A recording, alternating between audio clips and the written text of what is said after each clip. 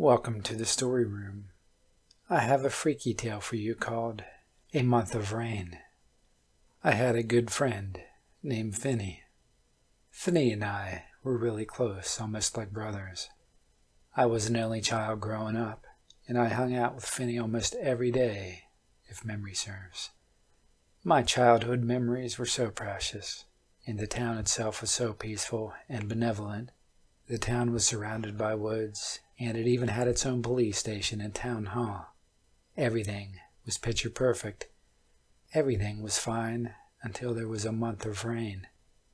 When I say a month of rain, I literally mean it. It would never stop raining.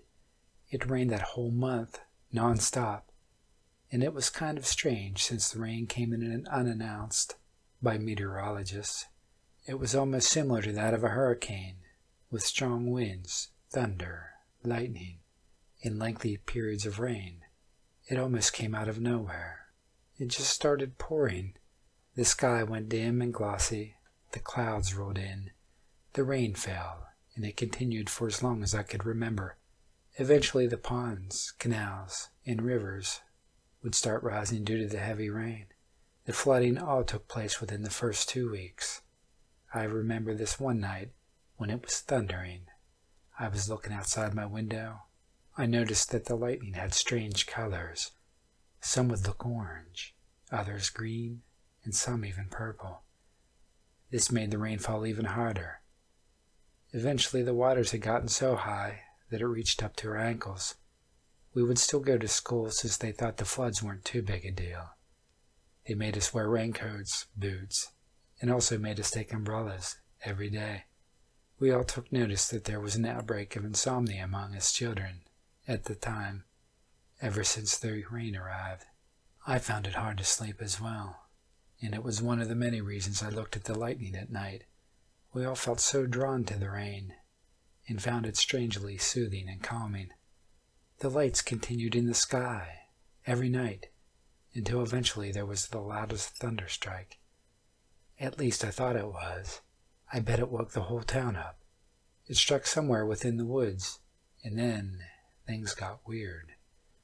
Every night we'd hear weird noises, voices, whispers, and scratching outside. Sinkholes or burrows could be found all over patios, lawns, gardens, and the woods. The water rose up to her waists, and eventually school was called off, on occasion. My friend Finney and some other kids in our clique would visit my house often to play. Sometimes they might even stay the night. I remember this one time waking up and being drawn to the window. We were in our living room, and my other friend Bryce was looking outside the window. I felt enticed to look out of when I woke. He and 2 other kids were at the window looking outside, as if intrigued. They said that someone was calling out to them and invited them out to play in the rain. We looked outside and saw nothing. A few minutes passed as we continued to look out the window, feeling strangely enticed to go outside. Eventually the rain hit harder, and it also appeared that something was swimming in my flooded backyard. It never emerged from the water to show us its identity or what it was. We just assumed it was the rain making weird patterns in the water as it hit. The urge to go outside remained, and we began hearing whispers again. They usually range from "come outside, it's safe," or "come play with us," most of which someone would say to convince a child to come out of a hiding spot. My dad came home, and we pretended to sleep since it was way past our bedtimes. My dad was a police officer and was working hard lately, but my friends and I didn't know why. I remember my dad walking in and speaking to my mother. He said the kids were disappearing one by one. They've had no luck catching the kidnapper, and that the abductions were taking place much more frequently. It was true. Walter, Lee, Jennifer, and many others didn't show up at school or any type of meeting place we would visit. I remember his face being so discouraged and worried, almost sickened. I remember my mom and dad's conversation as my friends and I laid awake listening to every detail. We couldn't find a single trace. Some were taken from home, and there was no signs of forced entry, he said, and my mother sat next to him, trying to comfort him. Other conversations went on, but nothing so relevant to what was happening at the time, and eventually they went to bed. However, before they did, they made sure to lock all the doors and close all the curtains. My friends and I stayed up talking about what we just heard, and made up our own little ideas on what was happening, but all was too childish. From time to time the whispers would return to wake us up. Sometimes it was even scratching or clawing at the walls or windows. We wouldn't dare open the curtains and see what it was for ourselves. Who could blame us? I mean, there was a madman that kidnapped children on the loose. These events went on for weeks, and the kidnappings only got worse.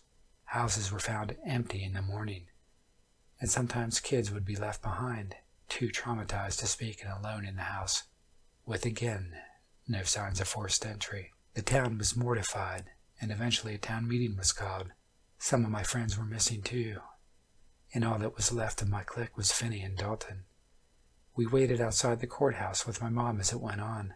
I remember asking what they were talking about, but my mother would always avoid telling me, usually by saying, "Some very boring stuff grown-ups talk about, dear," or, "You're too young. You wouldn't understand. Plus you'd probably fall asleep. It's pretty long, honey." I remember the night before the evacuation, exactly one day before the month was finished. I lived next door to Dalton, and it was the night I saw them leave. The lights didn't even go on. They just sort of went out of the house, leaving everything behind. They didn't bother to lock the door. They didn't bother to pack. And they didn't bother to change clothing. They left their front door and walked into the woods. I was assuming they were taking a shortcut, but I still found it pretty strange. It was drizzling a bit as they left, and the rain was beginning to die down. I started hearing whispers again, only much louder. I looked out of my window and looked at the flooded streets. I saw strange patterns in the water again, and as if it was a trail moving an object under the water. I remember that there was a crazy person stealing children at night, and decided to close my curtain so no one could see into my room. Then the clawing and scratching began. The whispers and scratching never left, and I was surprised I even fell asleep. I was woken by my mother at the sound of the emergency evacuation alarm that the town hall had set off. I was too groggy to panic, and I just followed my mom outside. We were going through our escape route that went through the higher terrain within the woods, and we took a dirt road. As we plodded through the water, we met with Finney and his mother. They both talked for a while as we paused, awaiting others to join us. My father and a couple of his squad came through the road bearing shotguns and flashlights. My mother asked him what he was doing, and my father only replied, "We found the place they were keeping the children," in the grimness of expressions I've ever seen.